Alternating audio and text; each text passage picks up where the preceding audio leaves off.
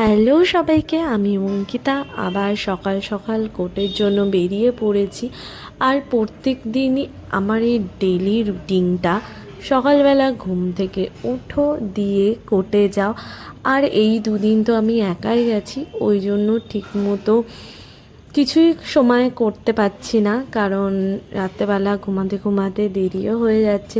সকালে উঠছিও লেট করে, তাই জন্য খাওয়া দাওয়াটাও ঠিক হচ্ছে না। কোর্টে চলে এসে কিছু কাজ ছিল, সেগুলো করে আমি এখন সামান রেডি করছি।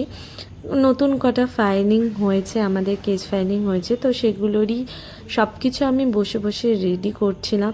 আর সকালবেলা থেকে আজকে আমার শরীরটা একটু ভালো ছিল না, তাই জন্য মনে হয় মুখটাকে আমি এরকম বাংলার পাঁচের মতো বানিয়ে রেখেছি। কাজের ফাঁকে একটু ডিম টোস্ট অর্ডার করা হয়েছিল, তো সেটাই আমি খেয়ে নিচ্ছিলাম। খুব খিদে পেয়ে গেছিলো, প্রায় 3:30 4টের কাছাকাছি হয়ে গেছিলো সময়, যার জন্য খেতেও ভালো লাগছিল না, কিন্তু এদিকে খিদেও পেয়ে গেছিলো। কাজ টাজ কমপ্লিট করে যে ফিরতে ফিরতে প্রায় 6:30 হয়ে গেছিলো। মাঝখানে ভিডিও নেওয়া হয়নি, ভালো লাগছিল না। রাত্রেবেলা ডিনারের টাইমে দেখলাম যে অনেক কিছুই ঘরে নেই, আর স্পেশালি এই লঙ্কাটা নেই। নিজের একার জন্য রান্না করতে ভালো লাগে না, কিন্তু তাও খেতে হবে। তার জন্য আমার অলওয়েজ ফেভারিট ফুড ডিম আলু ভাজা, একটু ঝুরি ভাজা করে নিয়ে আমার লঙ্কাটা দরকার ছিল।